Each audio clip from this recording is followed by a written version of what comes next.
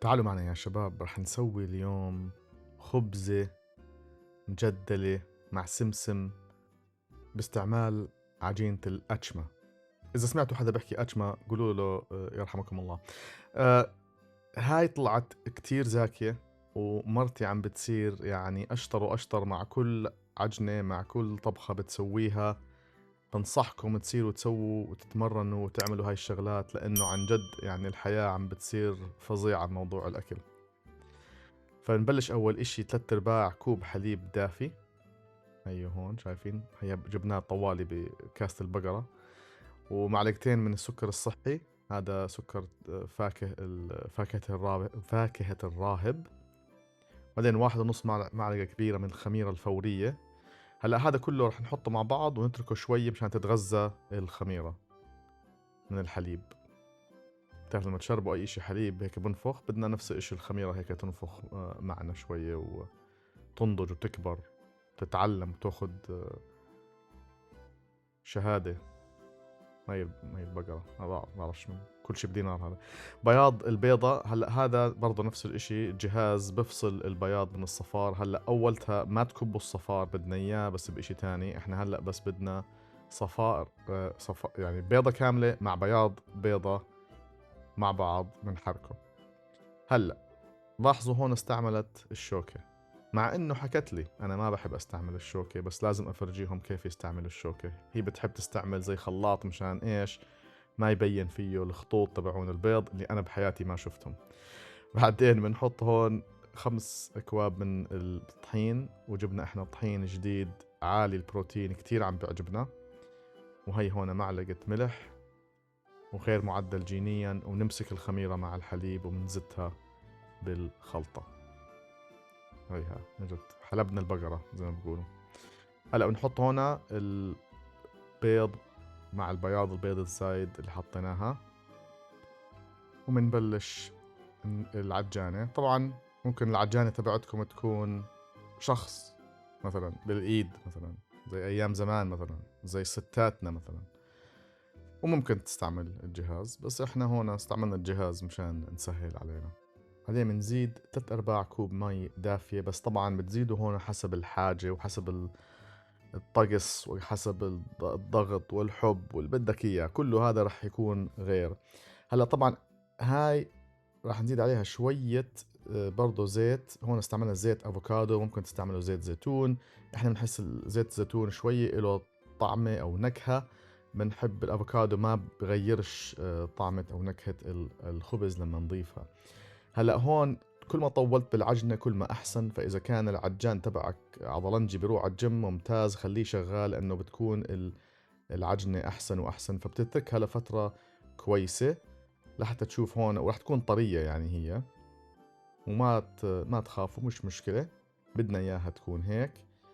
هلا بس نريحها راح تصير كتير سهل تتعاملوا معها. فأولتها يمكن تكون شوية طرية كتير عليكم، مش مشكلة، خليكم صبورين. وهلأ هون بأي جاط بدك إياه حط شوية زيت، بس ادهنه مشان ما يلزق عليه. وراح نجيبها ونريحها بالجاط ونغطيها بقماش. هلأ بدنا إياها تقريبا ضاعف بالحجم، فما في وقت معين كمان مرة، لأنه حسب الرطوبة اللي عندكم، من درجة الحرارة اللي عندكم، كله بيختلف على بعض. ضلك تطلع هيك، خد لك نظرة، شوف كبرت ضعف ولا لأ. تقريبا بدك إياها تكبر. شوف ما شاء الله عبت الجاط كلياته. هلأ بدنا نمسكها ونرد نشتغل معها شوي شوي. هي نزلناها. هلأ شكلها لدائرة، وضلك امسك من الأطراف وحط بالنص واقلبها وضبضبها. عرفت؟ اطوي من تحت، اطوي، خليها مرتبة، بلاش شرشحة يا شباب. هلا هاي العجنة او هاي الكمية راح تسوي لكم رغيفين خبز، فاقسموها بالنص، كونوا متساويين فيها. وبنمسك النص الاول، راح نسوي طبعا نفس الاشي بالنصين، فيعني اعادة وتكرار. وراح نرد نمسك الأطراف ونضبهم بالنص، نقلبها، ضبضبوها، رتبوها، اعتبروا عندكم الضيوف عم بتطلعوا عليكم وانتم عم تشتغلوا فيها. خليكم مرتبين يا شباب، بلاش الشرشح، شوف محلاها. بعدين نزت شوية زيت. بتقدر تستعمل طحين بس احنا ما بنحبش الطحين لانه بسوي لنا كركبة. بنرد نفردها كمان، مش كتير يعني، مش عم بتسوي بيتزا انت هون، بس بدنا اياها مشان هلا نرد نقطعها كمان مرة. نفس القطاعة او المقحاف، اي اشي موجود عندك بزبط. راح نسوي حبل بالنص او قطعة او زي العصاية بالنص. بعدين الجهتين يمين وشمال نقسمهم بالنص، وبعدين نقسمهم كمان مرة بالنص، وبيطلع عندك علم بريطانيا ولا اشي هيك. شو هذا؟ المهم بدنا 8 قطع مثلثات متساوية بالأحجام، وبالنص عندك زي العصاية. هلأ ليش؟ رح نمسكها اللي بالنص ونحط عليها السمسم، فاستنوا علينا لحتى نوصل لهناك. البقية بدنا نسويهم دوائر ونجهزهم للتجديل. كل دائرة راح تصير تجديل. أيوة، هي هون برضو نفس الاشي، ضبضبوا الأطراف وبتبلشوا زي المعجونة. تذكروا زمان وانتم صغار كنتوا تلعبوا المعجونة، ضلكوا تعملوا دوائر. هيها نفس الاشي. منيح انه تدربنا بالمدرسة مشان نصير فظيعين في البيت. بعدين نشوف كيف السحر. يا سلام. هلا نبلش هاي برضو نكبر فيها ونطولها. وهدول الطابات اللي هلا سويناهم اذا بدكم ضبوهم مشان ما ينشفوا، وبرضه رح يعطيها مجال ترتاح، ولما ترتاح بتصير اسهل للتشكيل. تذكروا صفار البيض، حطوا معلقتين من المي، بعدين نص معلقة من الفانيلا، طبعا خالي الكحول. هلا هون ما استعملنا الايش الشوكة، استعملنا خلاط صغير، خلاط يدوي، خلاط بورتبل، بتاخده معك بتحطه بجيبتك بأي وقت بتقدر تستعمله. وهون هلا بنطولها هاي أكتر وأكتر. برضو إذا بتتذكروا كنا نسوي حياية بالمعجونة، نفس المبدأ، بس بدناش نعمل الحية، بدنا نعمل أكلة. هلا هون بنمسك هذا اللي هلا سويناه مع صفار البيض، نبلش ندهن عليه من كل الأطراف. تأكد إنك تقلبه لأنه هلا رح نشتغل عليه. هلا رح تشوفوا إيش رح نسوي. حنحط عليه السمسم. هلا بهاي الحالة استعملنا سمسم مش محمص، تقدر تستعمل سمسم محمص أو مش محمص زي ما بدكم. وإذا عجبكم هذا النوع التجديل احكوا لنا إذا إيش في أشياء تانية بتحبوا تشوفوها مجدلة، لأنه كل إشي بتجدل. كنت سوي في، سمعتوا بجبنة مجدلة، في جبنة مجدلة، في خبز مجدل، في شعر مجدل، في اللي بدك إياه. فأنتوا احكوا لنا شو آرائكم وشو أفكاركم، إيش ممكن نسوي لكم أشياء تانية زيها.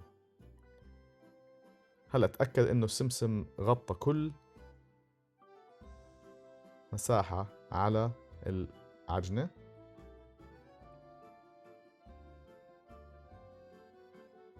شوف قديش يعني عم كمان شوي غرقناه بالسمسم. والله العروس ما زدتوا عليها سمسم هيك. شو، يلا خلينا نشوف ايش هلا الجهة الثانية رح تسويها.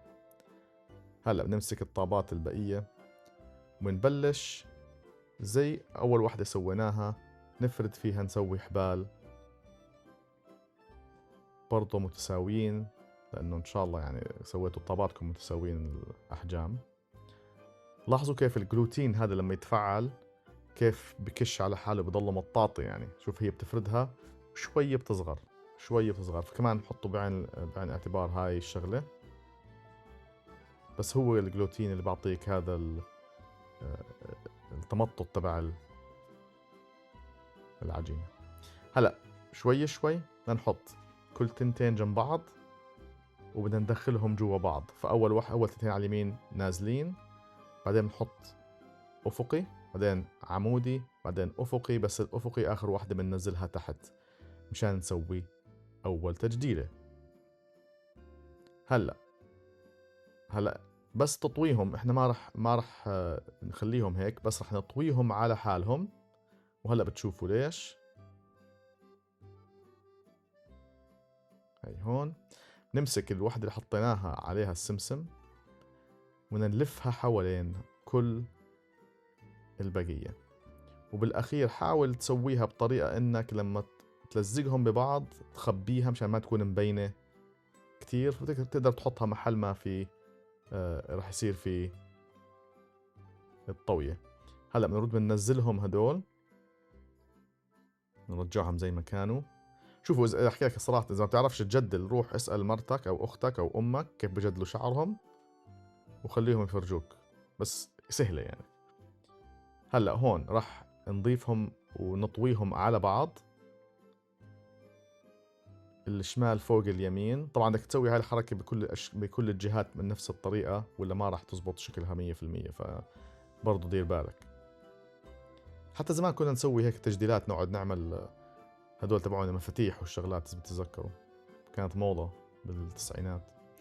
هلا بعدين تمسكهم تبلش تطويهم تحت الخبزة. هلا بتقدر تتركها زي ما هي تطوي بس شوية زي ما عم بفرجيكم هون، أو زي ما بتحب مرتي بتحب تطويه لسه شوي أكتر وتضبضبه وتخبيه، ما في مشكلة إذا ما بدكم تسووا هيك وتتركوه. هو الفرق بين إنه الخبزة بتكون مفرودة بشكل أفقي أكتر أو بشكل عمودي أكتر. إحنا بنحبه هيك لأنه بيكون في تخن للرغيف. وهيدا بنحركه هون، نحطه على ورق زبدة على الصينية. طبعا إذا عندك واحدة تانية برضو أحسن وأحسن. وهلأ هون بنزيد عليه كمان مرة مخلوط البيض مع الفانيلا. هذا اللي راح يعطيه هيك اللون تبعه. لاحظ عم نحطه على العجينة اللي ما عليها السمسم، لأنه السمسم حطينا عليها وعليها السمسم طبعا بدكش تروح تقيمه. درجة الفرن 200 درجة مئوية أو 390 فahrenheit لحتى يطلع، شوف يعني بزبط ينحط بمجلة قد ما هو حلو، أو بالكاونتر، أو تاكله، أو كلهم. هلأ إحنا تفاجأنا لما شفنا إنها سوت 4، لأنها سوت العجنة مرتين لأنها طلعت تعطي لصحباتها بالمسجد، خلت لنا واحدة في البيت. طبعا التهموها الشعب برقم قياسي. أكلناها مع شوية زيت زيتون وشوية زعتر، كانت خرافية. إن شاء الله تعجبكم، وصحتين يا شباب.